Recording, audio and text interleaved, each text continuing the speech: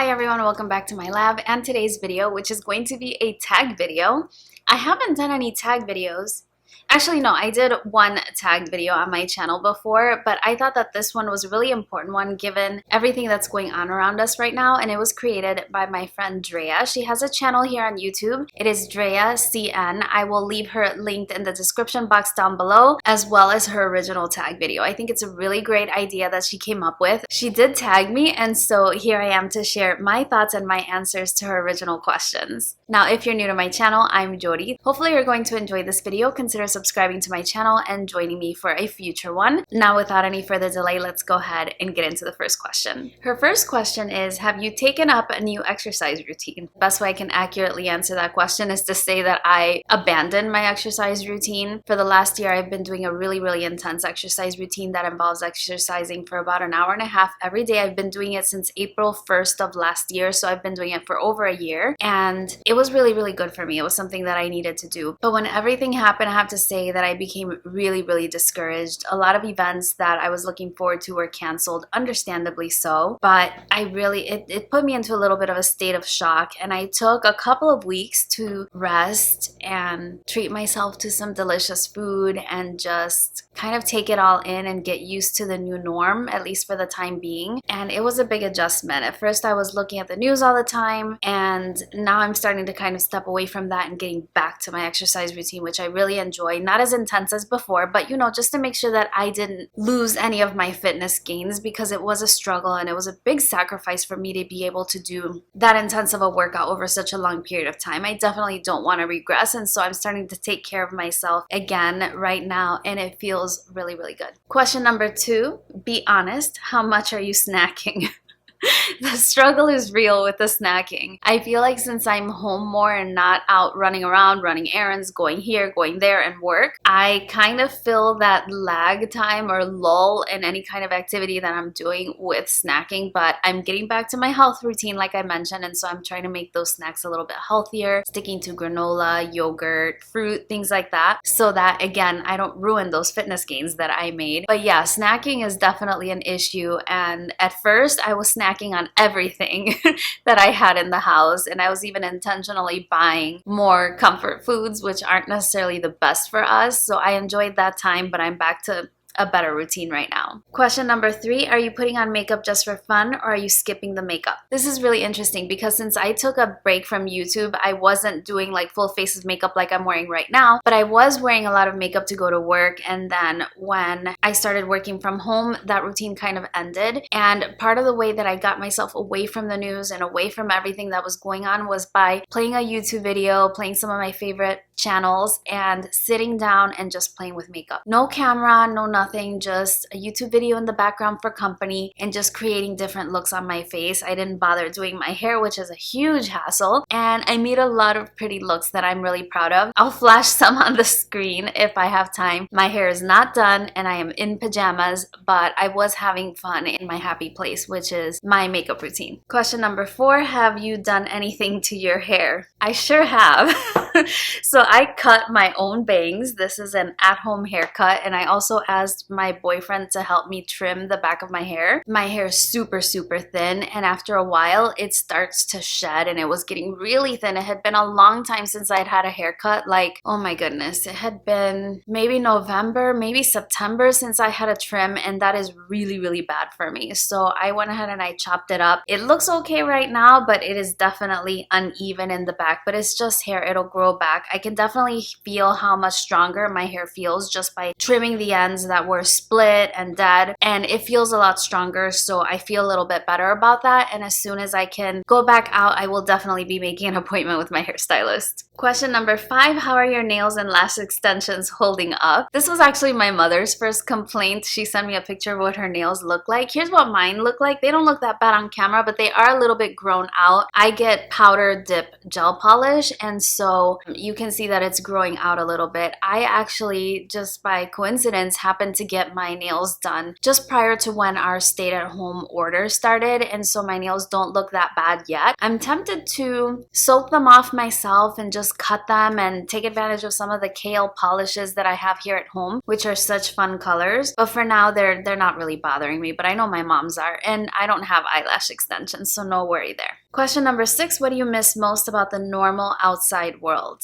One of the things that I miss the most is going to dance practice. It is such a social sport and social environment. We do couple Latin dancing and team dancing, and so we're always taking dance classes as a group. We're working out, we're practicing new routines, and we obviously cannot do that right now, and I miss it so much. A lot of my dance instructors and dance directors have started doing online classes, but it's not the same as when you're actually there in a studio, with your teammates working on a specific routine. So I really miss that. I also really miss just the simplicity of going to the mall and window shopping. I don't do a lot of shopping because I can't afford it, especially not right now, but I like to window shop and look and see what's out there. I definitely enjoy going to Sephora and swatching new products and taking a look at what's available, and I miss that a lot. I'm going to be missing the street festivals that typically go on this time of year in Chicago when the weather starts getting warm. They close down streets in different neighborhoods, and they have art for sale, crafts, they have food, music. It's a lot of fun, and I'm definitely going to be missing that this time around. I'm also missing my classroom, just being with my students face to face. Even though I am trained in delivering content online, I really like the personal interaction that I have when I see the students in the classroom, so I'm missing that as well. What are your YouTube channel recommendations is question number 7. I'm going to do the same thing that Drea did and just tag a lot of my friends down below. I'm gonna list their channels and put links to their channels so you can check them out. Consider yourselves tagged if you're interested in doing this video. I would love to hear your thoughts on it. So I will definitely be recommending all those people that you'll see in the description box down below. And in addition to that, I know that we have a lot of Bailey Sarian fans here on my channel. I am a fan as well, and I discovered another channel that's very similar to her. Her name is Brittany Vaughn. I'm gonna link her in the description box down below as well. She is so funny. She is so just thinking about her makes me start cracking up because she's so funny when she tells the stories. And even though she's talking about very serious topics, obviously, she just has a way of presenting it that's really a unique style. And if you enjoy Bailey, I think you're really gonna enjoy Brittany as well. She's really funny and also really good at makeup. Having listened to Bailey and Brittany so frequently, I started getting more true crime channel subscription recommendations in my feed as well. And there are a couple that I really wanted to recommend. One is Stephanie Harlow. She's very detailed. Sometimes she has to break a single topic into 3 or 4 videos that are each an hour long, but these days we have nothing but time. She's a great storyteller, really sensitive to the topics that she's covering. She likes to report on all sides. I'm really enjoying her. Also, I enjoy Brooke McKenna. She's a smaller channel and she has a very soothing, pacifying voice. Her stories are really interesting as well, and what I really enjoy about her channel is that she talks a little bit about the psychological aspects of the different situation that she presents, and I think that's just really informative and fascinating. Another one that I've really been enjoying is Danielle Hallen. She's also very thorough, and she tells a lot of stories about missing persons, and I think that it's her goal to get the stories out there to maybe make a difference and hopefully get some of the people found. So those are the channels that I've been enjoying a lot lately. Question number 8, I really can't answer. That one is about favorite podcasts. I can't honestly say that I've gotten too much into podcasts. Sometimes I will watch a YouTube video that has a podcast to go along with it, but I haven't really gotten too much into those. So I really don't have any recommendations. If you have any that you think are interesting to listen to, let me know because I wouldn't mind getting into that as well. Question number 9, what have I been binging on TV? Interestingly, I never used to watch a lot of TV. I had my favorite shows like RuPaul's Drag Race. I absolutely love. I'm watching the season as well. But other than that, I would just occasionally watch a few shows here and there. But I have been watching a few. I really enjoy Impractical Jokers. It's just really good for a laugh, and they have a ton of seasons that are available on demand. So if you want to binge watch something, I think that those are really great options and just something to get your mind off things and have a little fun with those. Impractical Jokers are hilarious. hilarious. I love those. I recently watched, what is it called? Love is Blind, which I think is just one season, maybe about 10 episodes or so. I think I watched that in about 3 days, and it was just really interesting. Again, something to get your mind off of things, more of a reality type show. And the last one that I wanted to recommend is called 100 Humans, which is something I just discovered on Netflix. And that one is basically 3 people are doing different studies about the human condition, the human psyche, and the things that make us tick. And they have 100 random individuals, different ages, genders, ethnic backgrounds,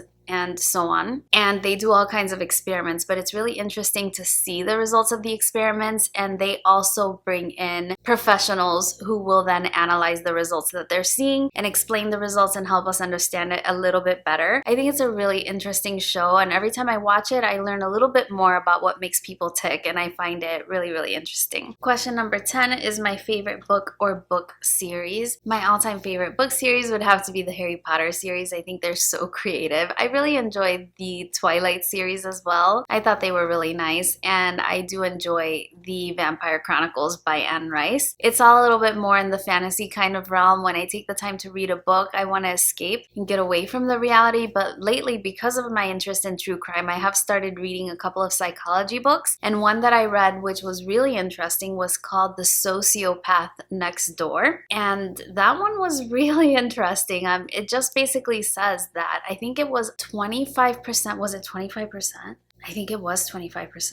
I don't remember the exact statistic right now, but it was alarming. And basically it said that 25% of the people don't have a conscience, and that was their defining factor for being a sociopath. And so it went through different stories so that you can see their thought process and how they kind of make it through life without a conscience. Really interesting book. If you're interested in that sort of thing, I do recommend it. I thought it was a very easy read. I think I read it in 2 days, but it was really interesting. Question number 11. Have you taken up any new hobbies? Well, I have started cooking at home more, which is something that I really don't do. I don't know how to cook very well. I'm not very talented in the kitchen at all, but necessity is the mother of invention. And so I've started doing it a little bit more, and I wouldn't call it a hobby. I'm definitely not enjoying it, but it's a necessity, and so that's something new that I've sort of picked up. Question number 12, what are you doing to relax? So basically just sitting down and putting on my makeup is something that I'm doing to relax. Taking time to enjoying a good cheat meal every now and then is something that I like to do to relax. In general, I'm not very high strung. I'm more passive, laid back kind of person, and I like quieter activities to relax. Having candles burning in the house is something that I love to do to relax, and unfortunately I've burned through all my candles. I'm all out of candles, and I don't know when I'm going to be able to get any new ones. I'm kind of trying to avoid ordering things that are not really essential, to not put so much burden on the shipping industry, but I don't know. Yeah, I'm really missing my candles. I think that aromatherapy is something really, really important. It really calms me down, and I'm really missing that right now. Question 13 is pictures of my pets. So I have a couple of pictures of my pets which I will share. It's interesting, my pets are getting older. They are all over 13 years old. The 2 cats, which are Ginger and Lola. Ginger is the white one. She's got 2 different color eyes. One is green, one is blue. And she was a rescue. We adopted her, oh goodness, like 15 or 16 years ago. So I honestly don't know exactly how old she is. She's the princess of the house. Lola is the one that you hear meowing in the background of all of my videos. She is the tabby, and she's very close with my dog Ricky, who is getting older. He's starting to have some health issues. Around Christmas, he started having some pretty serious health issues. So honestly, I'm very grateful for this time to be home, so that way I can spend all my time with him and give him back a little bit in gratitude for everything that he has given me, because he's just the best little buddy that you could possibly imagine. So him and Lola are very, very good friends, and they're often seen cuddling together, so I'll show you a couple pictures of them. Question number 14 is my fave or funniest meme. I'll have to find some. I'll see what I can find, and I will flash them on the screen. I see things in passing, but I don't necessarily save them, and then sometimes I forget, but I'll dig something up and I will share those with you.